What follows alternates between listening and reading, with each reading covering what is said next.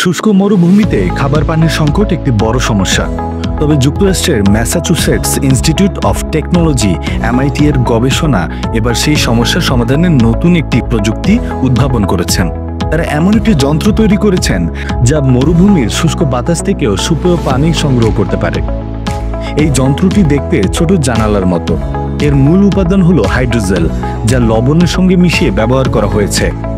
এটি স্পঞ্জের মতো কাজ করে, বাতাস থেকে জলীয় বাষ্প শোষণ করে ফুলে ওঠে এবং পরে আবার বাষ্প ছেড়ে আকারে ছোট হয়।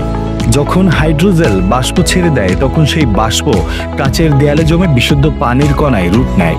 এরপর একটি নল দিয়ে পানি পাত্রে জমা হয়। এই প্রক্রিয়ার জন্য কোনো বিদ্যুতের প্রয়োজন হয় না, শুধু সূর্যের তাপই যথেষ্ট। MIT-র অধ্যাপক সুয়ানহে ঝাও জানিয়েছেন, বর্তমানে এই যন্ত্র দিনে 1 কাপের 3 ভাগের 2 ভাগ পানি উৎপাদন করতে পারে। পরিমাণ কম হলেও মরুভূমির মতো চরম পরিবেশে এটি ন্যূনতম পানীয় জলের চাহিদা মেটাতে সক্ষম। ঝাও আরও বলেন, বাতাস থেকে পানি সংগ্রহের পুরনো পদ্ধতিতে পর্যাপ্ত আর্দ্রতা দরকার হতো, কিন্তু হাইড্রোজেল এতটাই কার্যকর যে শুষ্ক পরিবেশেও কাজ করে। এটি নিজের আকারের তুলনায় 10 গুণ ফুলে উঠতে পারে এবং খুব কম শক্তি খরচে কার্যকর হয়। একই ধরনের গবেষণা চিলির আতাকামা মরুভূমিতেও সফল হয়েছে। সেখানে বিজ্ঞানীরাও হাইড্রোজেল ব্যবহার করে বিশুদ্ধ পানি সংগ্রহ করতে পেরেছেন। এই উদ্ভাবন ভবিষ্যতে মরুভূমির মানুষদের জন্য আশার আলো হতে পারে।